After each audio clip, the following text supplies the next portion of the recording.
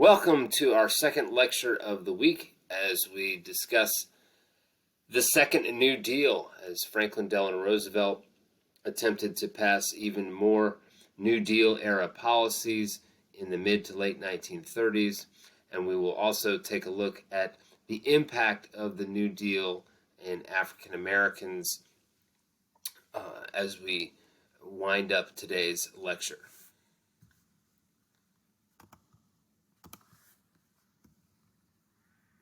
So, let's begin with a look at the Second New Deal. And historians, when they discuss the New Deal, they split the New Deal into two sections chronologically. What they refer to as the First New Deal, which was the New Deal reforms passed in 1933 and 1934 in particular, the banking reform legislation and the creation of the FDIC and the Securities and Exchange Commission, as well as the tighter restrictions and regulations on banks, the Glass-Steagall Act. Those are all part of the First New Deal. And then also the First New Deal had the Agricultural Adjustment Act that we previously discussed, the AAA, if you will, as well as the National Industrial Recovery Act, both of which were ultimately struck down by the United States Supreme Court. There were also a wave of federal jobs programs that we previously discussed that were part of the First New Deal, the Works Progress Administration and all the various divisions within that organization, such as the Federal Writers Project and the National Youth Administration, etc., as well as the Civilian Conservation Corps. So, as the 1930s continue and reach the mid part of the decade, 1935 or so, Franklin Delano Roosevelt is facing a new challenge. One, the U.S. Supreme Court has struck down two of his signature New Deal acts of legislation in the NIRA, the National Industrial Recovery Act, and the AAA, the AAA, the Agricultural Adjustment Act. So he sort of has to go back to the drawing board with regards to those policies. And then in addition to that, the Great Depression is not letting up. It is still going on in the mid-1930s. Millions of Americans are still either unemployed or underemployed. Money is scarce. Assets are scarce. So there's still a need, a great need, for federal legislation to try to shake America out of the economic and financial doldrums that had been present since Black Tuesday and the stock market crash in late October of 1929. So, one of the first significant pieces of legislation in the Second New Deal is the National Labor Relations Act. It is also known as the Wagner Act, as the sponsor for this legislation was a Democratic Senator James Wagner of New York. So it's sort of referred to as the Wagner Act. It comes in the wake of the Supreme Court striking down both the NIRA and the AAA. And Congress passed the National Labor Relations Act in 1935. And this legislation, pretty significant in American history, as it provided employees the opportunity to collectively bargain with their employers through a labor union.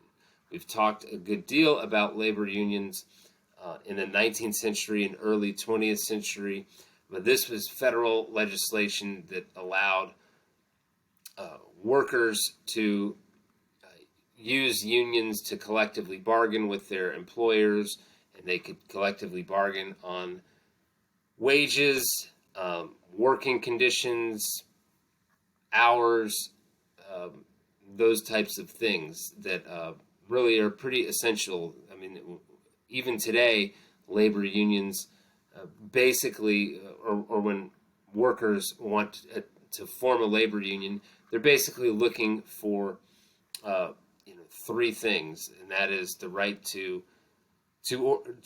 negotiate via a union with their employers, and generally when they negotiate, they're negotiating for higher salaries, higher wages for the employees at the company, and for better working conditions. And that could mean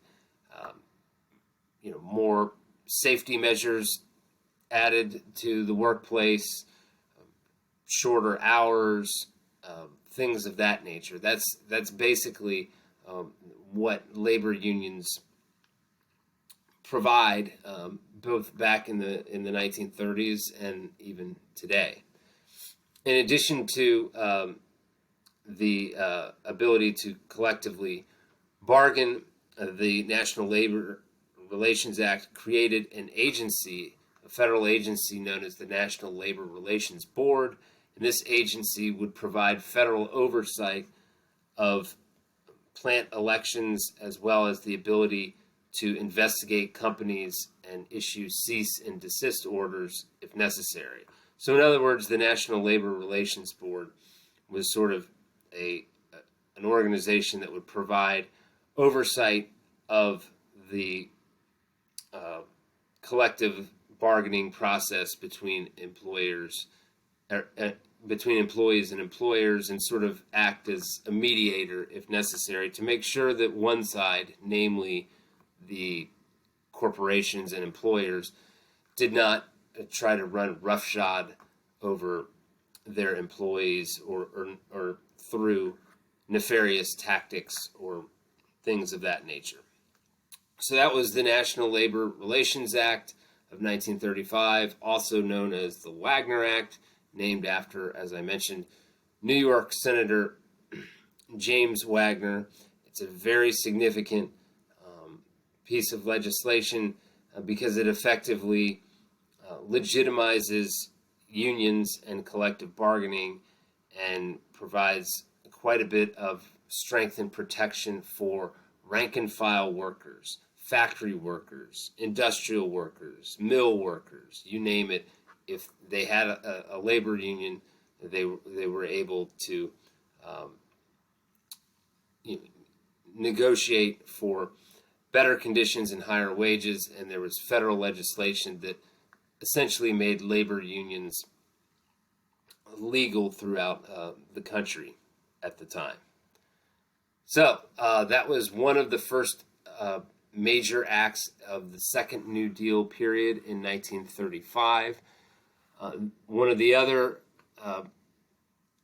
major laws passed in the Second New Deal, and what a lot of historians believe is the most significant achievement of the New Deal era, either the first New Deal or the Second New Deal, was the Social Security Act of 1935. Congress passed the Social Security Act of 1935. The Act created Social Security as we now know it today. It established a federal pension fund for retired Americans who were over the age of 65, and this fund would be established via a payroll tax on workers. And at the time, Roosevelt, who supported the Social Security Act, stressed that this pension fund was intended to be a supplement to personal income of retirees. So, in other words, Roosevelt was saying, this isn't supposed to be your major source of income as a retiree in America, but it's supposed to help supplement your income in your retirement years when you're no longer working, so that you can enjoy a decent standard of living, a decent quality of life.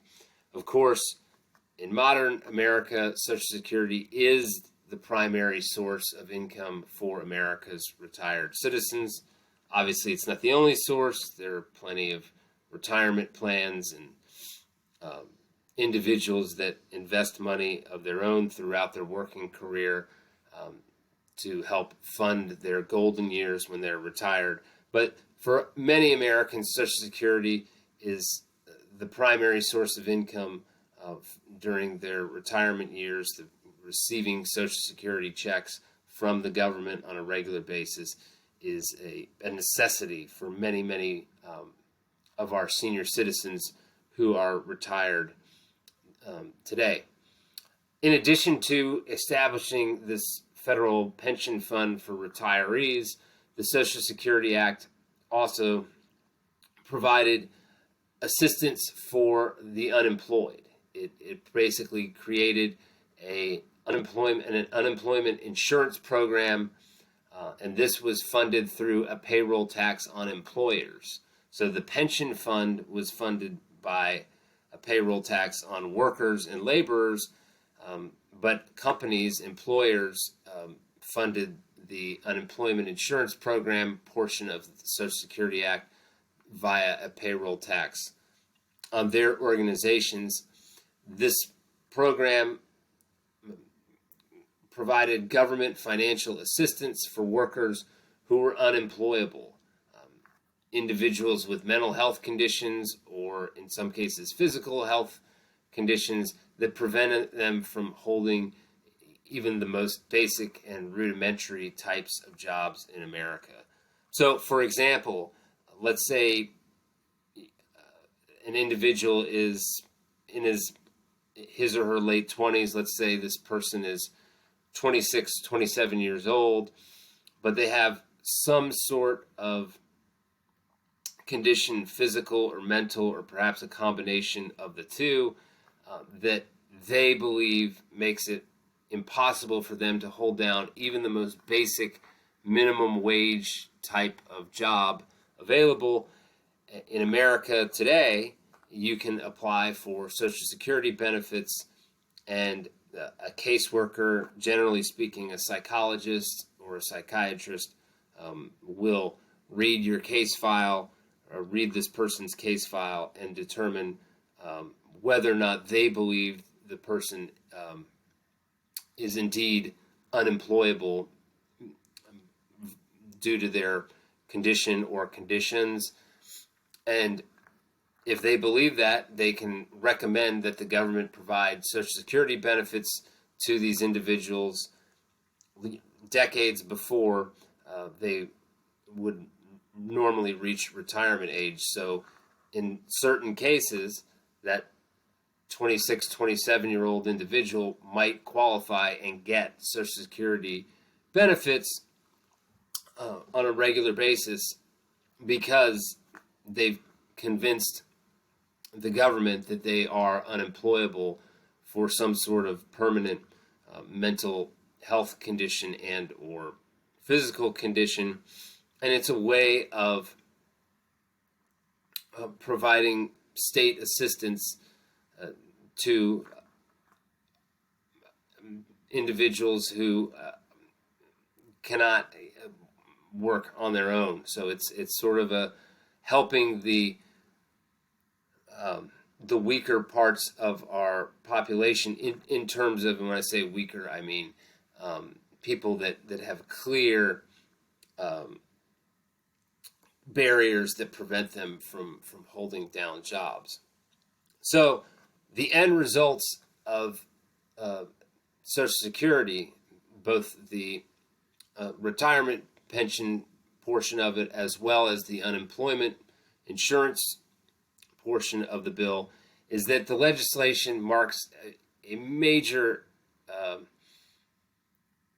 change in the government. It creates what we now know as a social welfare state that still exists.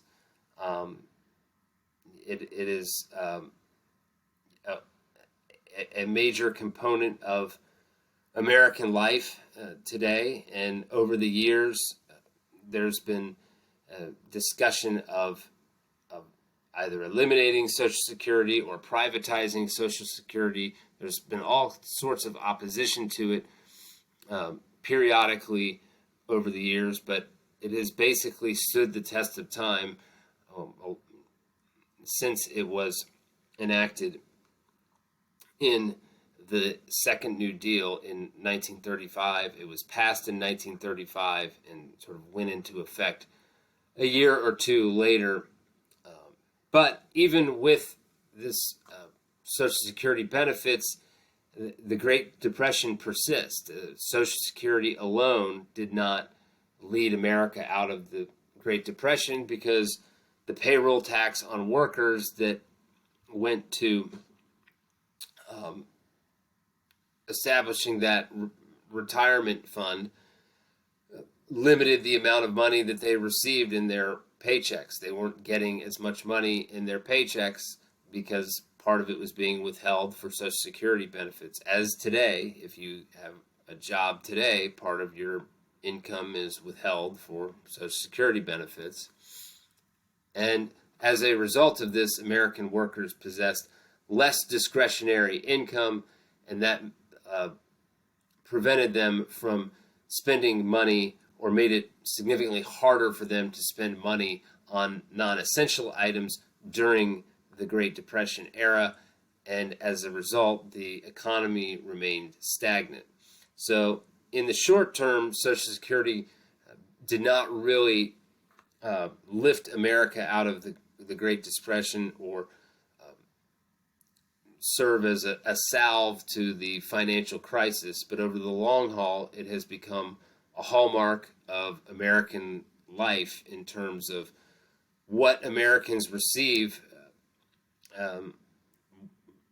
for their years of working, as well as those who cannot work and can demonstrate that they cannot work, what they can receive. And this is part of the New Deal in general. I mean, this is a major departure from anything that we've seen in American government before FDR's administration. We talked a great deal recently about the 1920s and the three Republican presidential administrations of the 1920s, Warren Harding,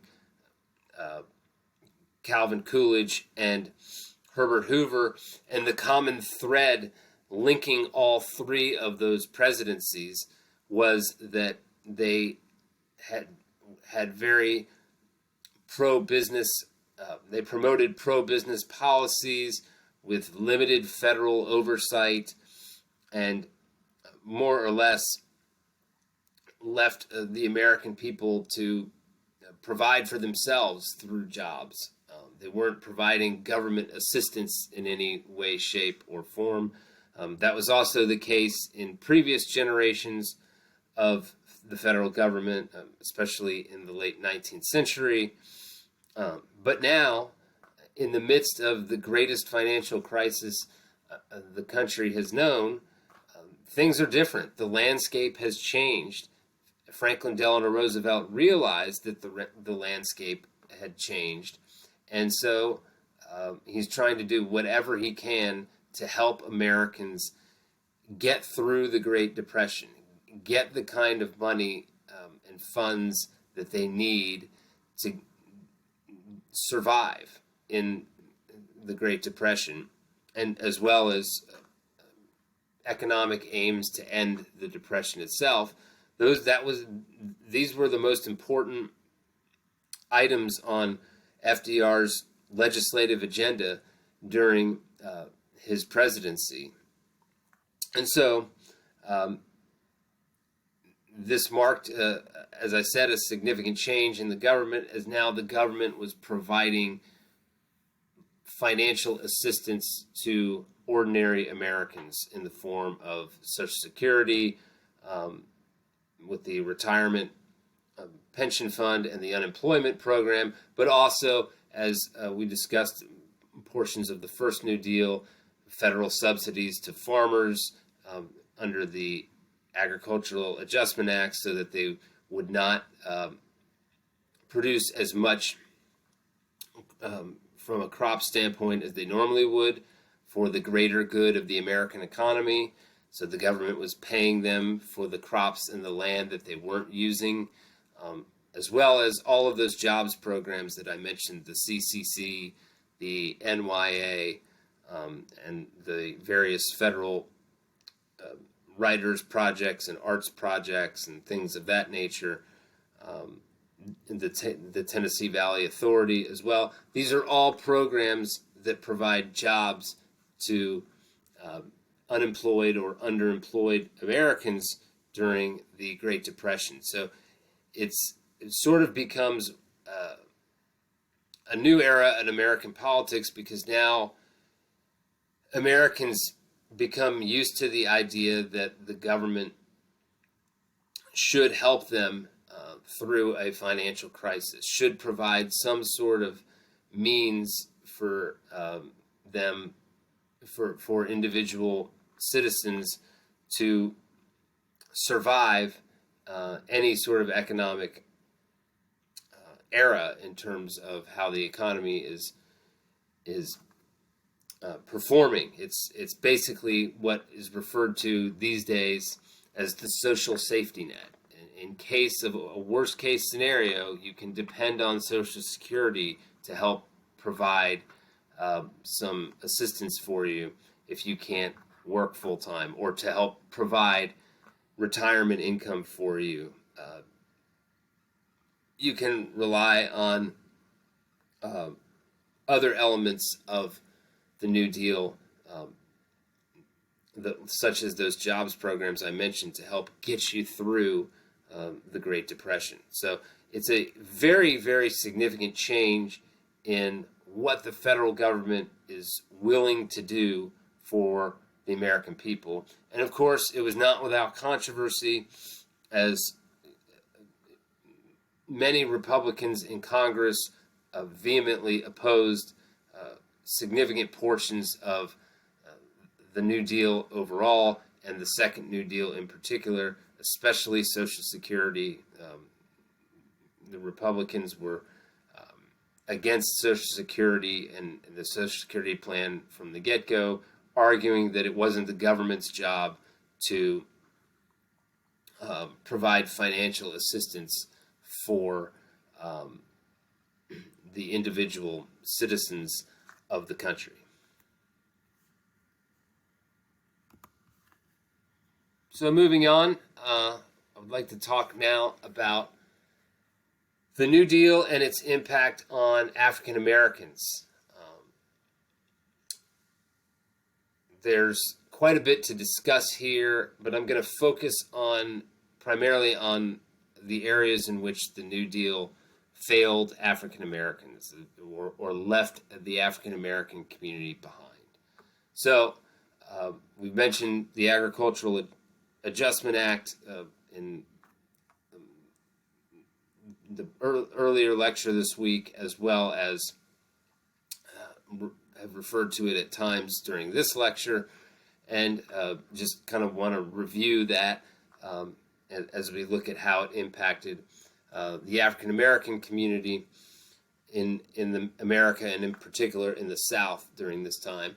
But the Agricultural Adjustment Act provided federal subsidies to farmers, and so that the farmers would not produce as many crops as they possibly could. They wanted to limit the amount of crops that were hitting the market, because that would drive up the value of the crops, the price value, and stimulate the economy, or the agribusiness economy, if you will. So landowners received funds via these federal subsidy programs to, in some cases, plow over their land, or just simply leave sections of their farmland unattended and not using it to produce crops during this time.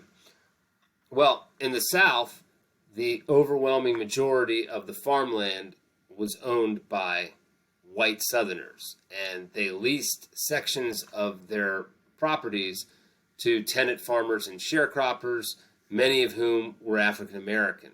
So basically, if you were a black farmer in the South during the 1930s, more than likely you did not own your own farmland. You were rather leasing it from a white landowner and using a section of this farmland to produce crops, and you would have to provide some of your crops or the money that you received for selling some of your crops to the landowner. The landowner would get a cut of whatever you were able to produce. But with the AAA, landowners had to decide which portions of the farmland on their properties they would shut down in accordance with the bill's requirement to limit the harvesting of crops. And almost always the white landowners chose the sections of their properties in which tenant farmers and sharecroppers worked as the areas to shut down production. As a result, the African American farmers and some Mexican American farmers as well wound up losing their jobs because of the Agricultural Adjustment Act. They were effectively displaced by the provision of the Agricultural Adjustment Act, and this serves as an example for a trend that occurred throughout the Great Depression. That was that African Americans frequently found themselves out of work and unemployed. Of course, a lot of Americans, including many white Americans, also lost their jobs during the Great Depression era, but African Americans were usually the last employees hired for both industrial jobs as well as agricultural work, and due to this fact, that meant that they lacked seniority compared to their co-workers, and they were often the first employees that were fired in each round of layoffs or job cuts. So the expression "last hired, first fired" is a good way to describe the plight of the African American worker during the New Deal era in both the industrial sector of the economy as well as the agricultural sector of the economy. So that's a look at how the Agricultural Adjustment Act displaced many African American farmers and led to high levels of unemployment amongst black farmers during the New Deal era. So I want to take a look now at the Social Security Act of 1935, which we just discussed in detail, and look at how that impacted African Americans at the time. I mentioned that there was strong Republican opposition to the New Deal in general, but to the Social Security Act in particular, and because of this, FDR realized that he needed to hold the fort, if you will, with regards to the Democratic members of Congress. In other words, he needed as many Democratic members of the House and the Senate as possible to vote in favor of the Social Security Act to have any chance of getting it passed, because the Republicans were almost uniformly going to oppose it. At this time, the South is dominated politically by the Democratic Party. We've discussed the Southern Democrats in the late 19th century, the Redeemer Democrats. The subsequent generations of those late 19th century Democratic politicians in the South are now in power in the 1930s, and they're very conservative with regard to social views, and also very much in favor of white supremacy and uh, and in keeping and maintaining Jim Crow segregation throughout the South. So uh, FDR needed this group of Southern congressmen to support the New Deal provisions, including the Social Security Act, in order to get this legislation passed. So what FDR did was he decided to omit tenant farmers and domestic workers from the Social Security Act. And the reason he did that was because the vast majority of African American men who were employed in the South during the 1930s worked as tenant farmers, and domestic work was the largest employment sector for black women across the South. These were the types of jobs that the overwhelming majority of African American workers held during the 1930s. If you were a black man, you more than likely, in the South during this time, you more than likely worked as a tenant farmer. If you were a black woman during this time, you more than likely worked as a domestic worker, as a housekeeper, or doing related domestic work for white homeowners for the most part in the South during this time. So to get the Southern members of Congress to vote for the Social Security Act, FDR omitted these two employment fields from Social Security. So that meant if you were a tenant farmer or a domestic worker, you didn't qualify for that retirement pension plan and other Social Security benefits that were part of the law. You were excluded from those benefits.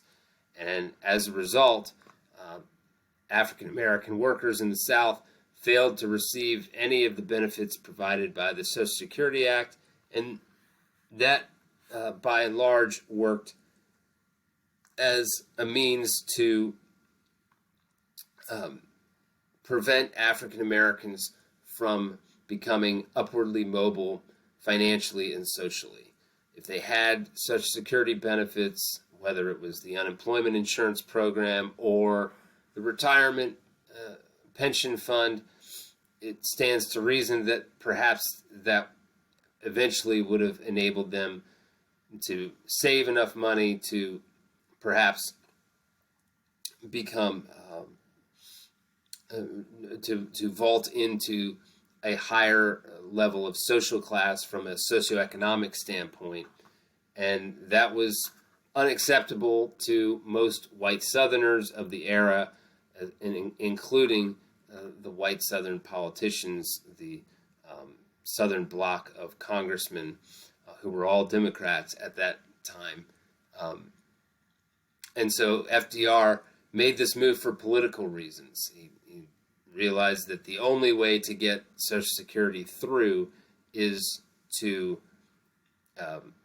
agree to this wish of the Southern congressmen of the era. Another significant legislative debate during this time revolved around lynching. We've discussed lynching in this class before and how prevalent it was beginning in the late 1880s, 1890s. It continues to occur on a fairly regular basis in the South throughout the first half of the 20th century. It's still very much a problem in 1930s America for black Southerners. If you did anything that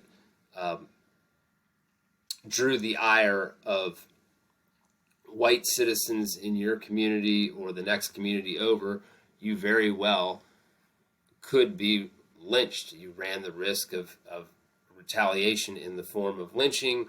So the NAACP and other civil rights activists during the 1930s wanted the FDR to support and ultimately pass through Congress a federal anti-lynching law, a law that would make lynching a federal crime, outlaw lynching across the country, and establish federal penalties for any violators of this crime.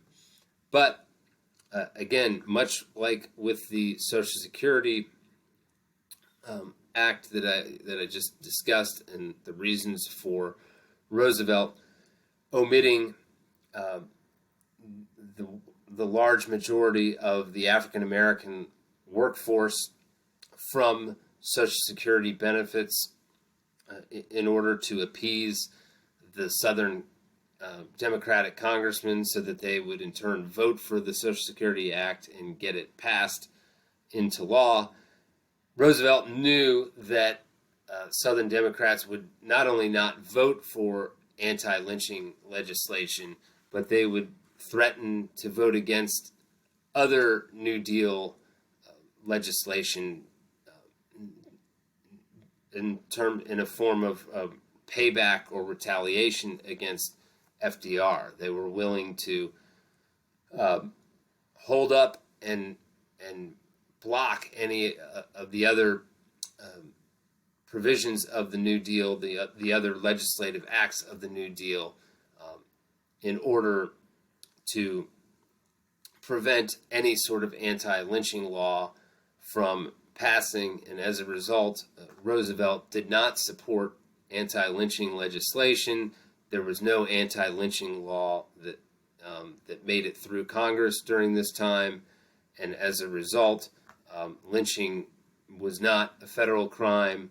It was a state crime, and left to the enforcement of law enforcement officials at the local and state level in the South, many of whom were white, many of whom were white supremacists. So let's just say they did not really have any significant interest in stringently bringing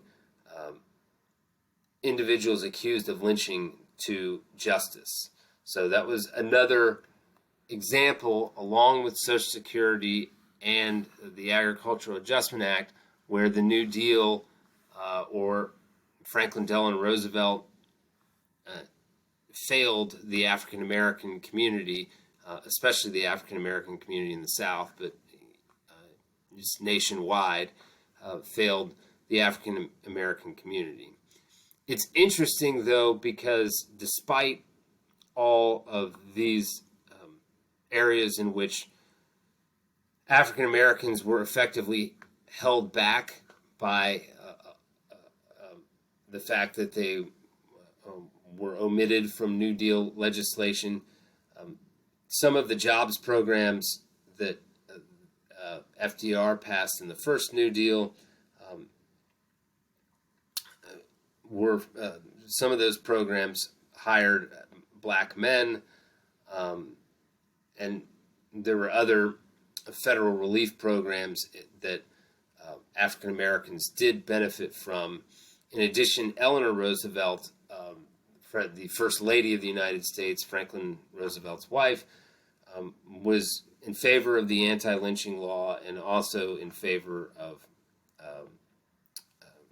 supported some of the civil rights activists of the era. So FDR, despite failing to produce in these really significant areas of legislation that could have fundamentally changed African American life in the South during this time period,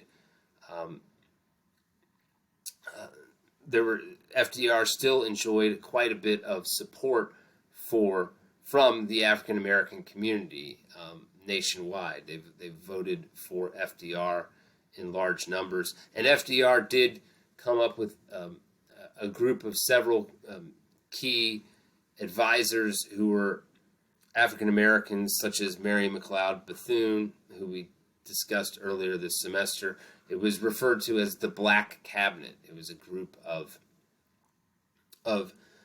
special aides and advisors to the president on a variety of issues. So a mixed bag in terms of FDR's legacy with regard to African Americans, particularly during the New Deal era. But in the three areas here that we've discussed, the AAA, the Social Security Act, and the failure to get an anti-lynching law passed at the federal level, one could argue that African Americans were failed by FDR and failed by New Deal America. So that'll wrap up today's lecture, and I'll talk to you again later this week. Probably most likely will be posted, the next lecture will be posted on Saturday morning.